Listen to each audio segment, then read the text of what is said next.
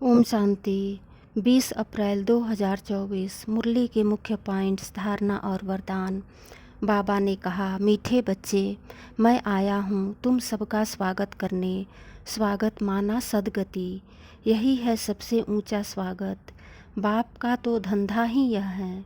यह पुरानी दुनिया एक खारी चैनल है जिसे तुम ही पार कर योग बल से पार कर सकते हो। सदा बुद्धि में रहे, अब हमको घर जाना है, तो जहाँ जाना है वहाँ की याद रहनी चाहिए। यह रावण तुम्हारा पुराना दुश्मन है। इसने ही तुम्हें 5 विकारों रूपी पिंजरों में कैद किया है। इससे बाहर निकलना है तो बाप को याद करते रहो। याद न करने वाले जैसे देह अभिमान में होंगे। तुम्हें तो बहुतों का कल्याण करना है, तभी आशीर्वाद मिलेगी।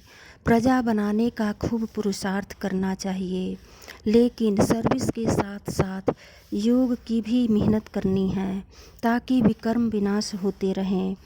फिर बाबा ने कहा, मीठे बच्चे, किसी के भी नाम रूप में नहीं फंसना। प्रतिज्ञा करो, हम निर्विकारी जरूर बनेंगे। अगर विकार में गए तो कमाई चट और दंड 100 गुना पड़ जाएगा। व्यर्थ बातों में जास्ती टाइम वेस्ट मत करो। अच्छी रीति पढ़कर राज्य भाग्य लो। तुम्हें तो सब अपने को आप ही राज तिलक देने के लायक बनना है। तुम बच्चों को राइटियस बनना है और ऑलमाइटी बाबा से माइट लेनी है। लेकिन मेरी ताकत उनको ही मिलेगी जो मेरे से योग लगाते हैं। तुम्हें किसी को तंग नहीं करना। सदा स्मृति रहे, जैसा कर्म मैं करूँगा हमें देख और करेंगे। मुरली का सार। बाबा ने कहा, मीठे बच्चे, तुम्हें योग बल से इस खारी चैनल को पार कर जाना है। इसलिए जहाँ जाना है उसे याद करो, इसी खुशी में रहना है। हम अभी फकीर से अमीर बनते हैं।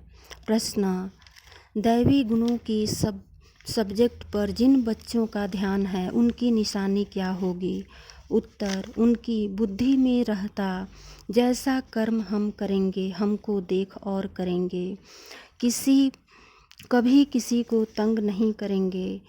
उनके मुख से कभी उल्टा सुल्टा शब्द नहीं निकलते। मनसा वाचा कर्मणा, किसी को दुख नहीं देंगे।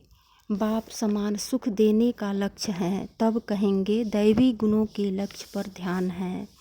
धारणा के मुख्य सार। पहली पॉइंट, बहुतों को आशीर्वाद लेने के लिए कल्याणकारी बनना है। शरीर निर्वाह अर्थ कर्म करते हुए अपने को बंधन से मुक्त कर सुबह शाम ईश्वरीय सर्विस जरूर करनी है।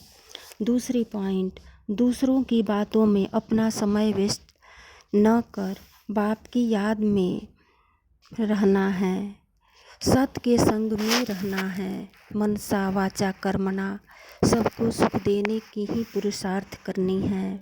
वरदान, पवित्रता के वरदान को निजी संस्कार बनाकर पवित्र जीवन बनाने वाले मेहनत मुक्त भव।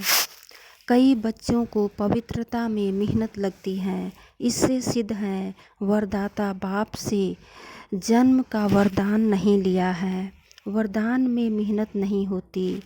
हर ब्राह्मण आत्मा को जन्म का पहला वरदान है, पवित्र भव योगी भव। जैसे जन्म के संस्कार बहुत पक्के होते हैं, तो पवित्र ब्राह्मण जन्म का आदि संस्कार निजी संस्कार है। इसी स्मृति से पवित्र जीवन बनाओ, मेहनत से मुक्त बनो। स्लोगन, ट्रस्टी वह है जिसमें सेवा की शुद्ध भावना है। ओम शांति।